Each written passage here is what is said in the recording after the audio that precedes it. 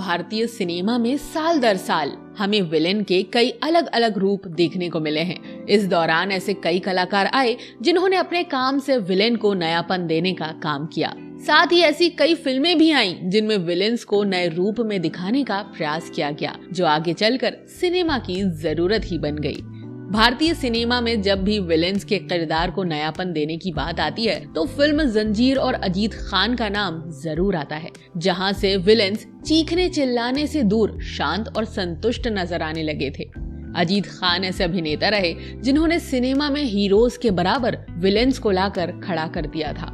आज के इस बायोग्राफिकल एपिसोड में हम इसी महान कलाकार के बारे में विस्तार से चर्चा करने वाले हैं, तो फिर चैनल को सब्सक्राइब करके वीडियो के अंत तक बने रहिए।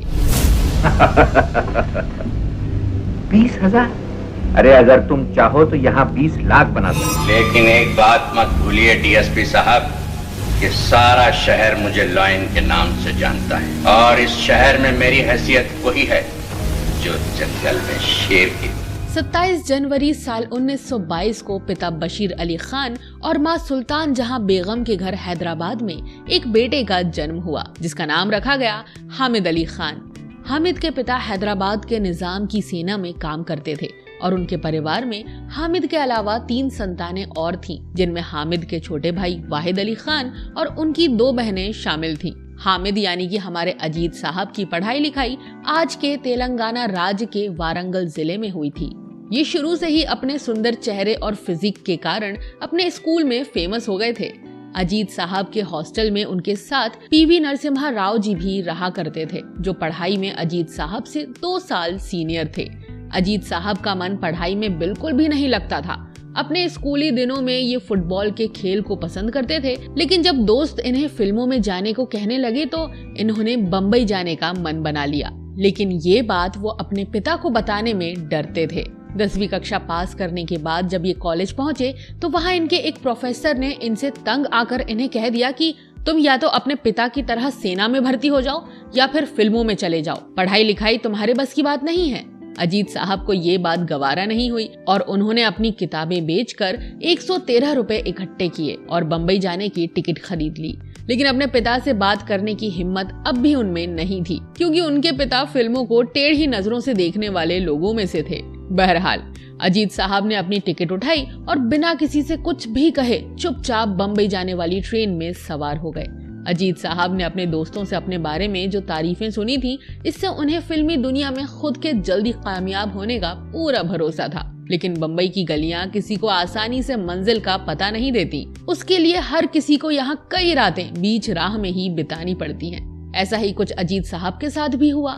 हैदराबादी निजाम की शानो शौकत देखकर बम्बई आए अजीत साहब को शुरू में बम्बई के नाले में प्रयोग होने वाले बड़े पाइपों में कुछ गरीब लोगों के साथ रहना पड़ा। मोहम्मद अली रोड के पास पड़े इन पाइपों में अपना जीवन बिता रहे गरीबों से हफ्ता वसूली करने के लिए कुछ गुंडे लोग उन दिनों आया करते थे और इसी सिलसिले में उनका सामना एक दिन अजीत साहब से भी हो गया। अजीत साहब के पास पैसों की कमी थी और अपने बचे पैसों को वो किसी दूसरे आदमी को नहीं देना चाहते थे। पैसे देने ना देने वाली बात जब आखिर में हाथापाई तक पहुंच गई तो अजीत साहब ने भी उन गुंडों को उल्टे पांव भागने पर मजबूर कर दिया, जिसके बाद वहाँ रहने वाले लोगों के बीच अजीत साहब एक मसीहा बन गए और वो लोग उनको खाने पीने की चीजें मुहैया कराने लगे। एक तरफ जहाँ जीने की जंग जारी थी तो वहीं दूसरी तरफ निर्माता निर्देशकों से मिलने और उनके दफ्तर के चक्कर लगाने का काम भी चल रहा था।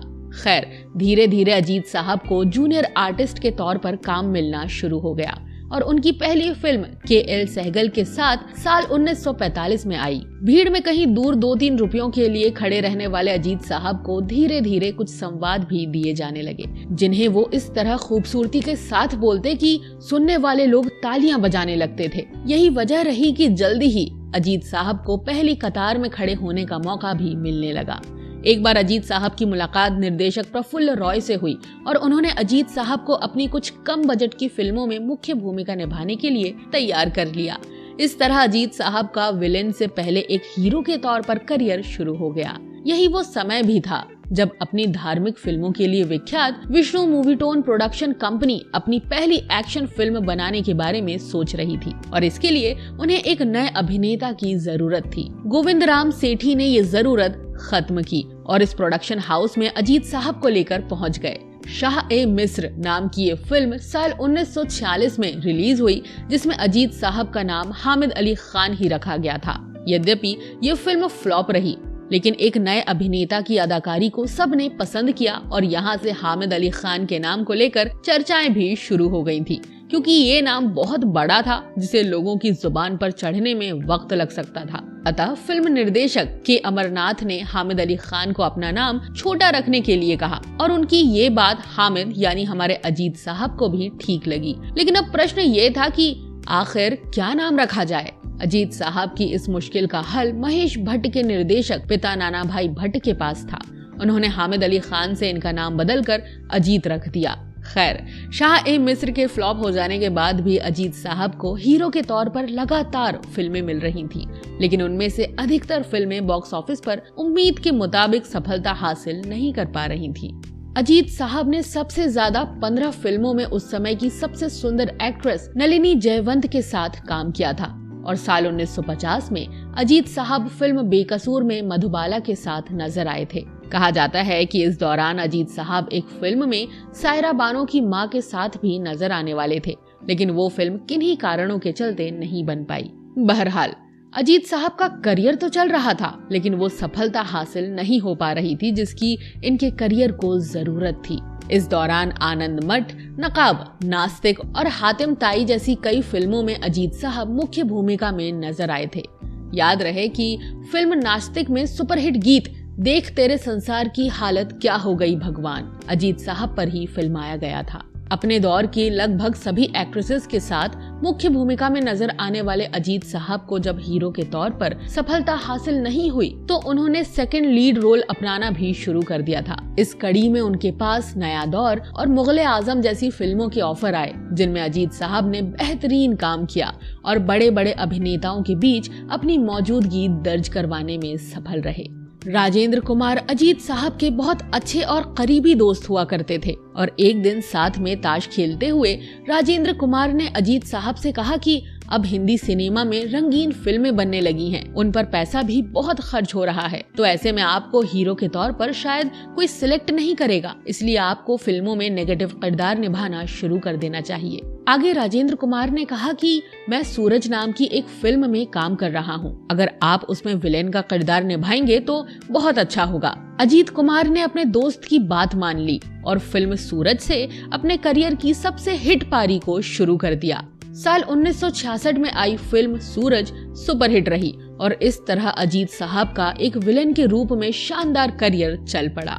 अजीत साहब अपने इंटरव्यूज में इस सफल करियर की वजह हमेशा ही राजेंद्र कुमार को बताते थे। इसके बाद राजा और रंक, आदमी और इंसान, जीवन मृत्यु, प्रिंस और हीर रांझा जैसी फिल्मों के जरिए अजीत साहब साल दर साल हिंदी सिनेमा में एक नयापन लाने की कोशिश में लगे रहे और उनकी ये कोशिश फिल्म जंजीर में पूरी हो गई। साल 1973 में आई फिल्म जंजीर के जरिए इस फिल्म की राइटर जोड़ी सलीम जावेद हिंदी फिल्मों में विलेन की एक नई छवि को पर्दे पर लाना चाहती थी और इसके लिए उन्होंने विलेन का किरदार अलग ढंग से लिखा था, लेकिन अब एक ऐसे अभिनेता की जरूरत थी जो उस किरदार को सही ढंग से निभा सके। उनकी ये तलाश अजीत साहब पर आकर खत्म हो गई, लेकिन आपको यहाँ ये जानकर बड़ी हैरानी होगी कि अजीत साहब इस फिल्म में काम नहीं करना चाहते थे, क्योंकि उस समय तक ये फिल्मों से ब्रेक लेने का मन बना चुके थे। लेकिन राइटर सलीम खान के कहने पर अजीत साहब ने इस फिल्म को हाँ कह दिया, जिसके चलते हमें पर्दे पर विलेन की एक नई और बिल्कुल अनूठी तस्वीर देखने को मिली।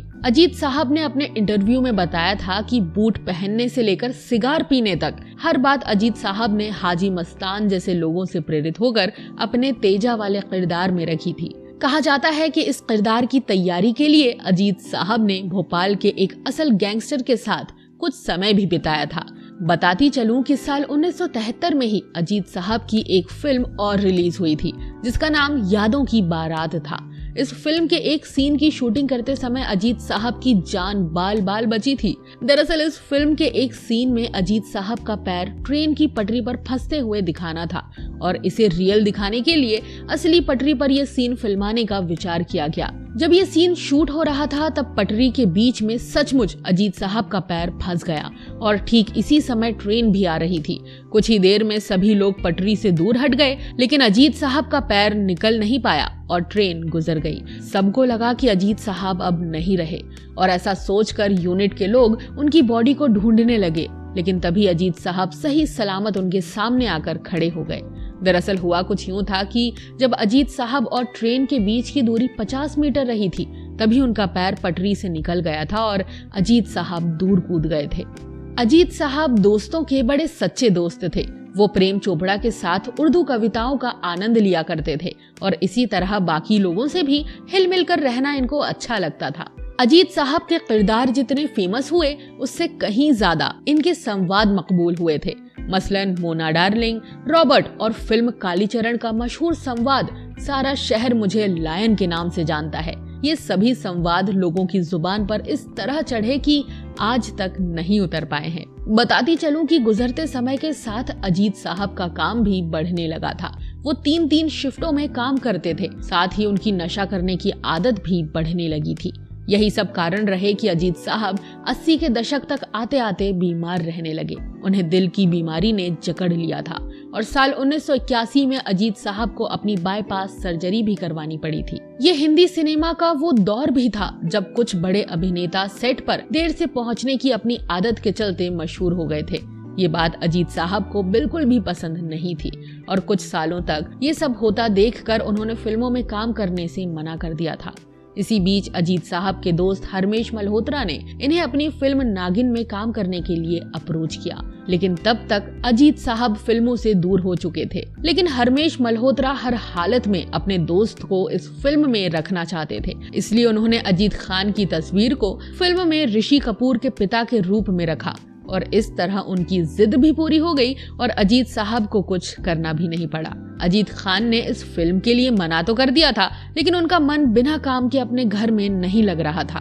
अपने दोस्त और सेट का माहौल जैसे उन्हें अपनी तरफ फिर से बुला रहा था। अपने मन को मनाने के लिए अजीत खान ने कुछ ही समय बाद फिर से पर्दे पर वापसी की और कई बड़ी फिल्मों में नजर आए, मसलन जिगर, पुलिस ऑफिसर, आदमी, शक्तिमान, आतिश और आ गले लग जा आदि। गौरतलब है कि फिल्म जिगर में इनके द्वारा निभाए गए बाबा ठाकुर का किरदार और आदमी में त्रिकाल के किरदार को आज भी लोग बेहद पसंद करते हैं। बात करें अजीत साहब की निजी जिंदगी की तो इन्होंने 3 शादियां की थी, जिसमें पहली शादी साल 1951 में एक एंग्लो इंडियन क्रिश्चियन लड़की से हुई जो कल्चरल डिफरेंस की वजह से ज्यादा समय तक नहीं चल पाई। ये एक लव मैरिज थी, जिसके बाद अजीत खान के माता पिता ने इनकी शादी अपनी पसंद की महिला से करवाई, जिसका नाम शाहिदा था। इस शादी से अजीत साहब के 3 बेटे हैं, जिनका नाम शाहिद अली खान, जाहिद अली खान और वाहिद अली खान है। लेकिन कुछ समय बाद शाहिदा जी का भी निधन हो गया।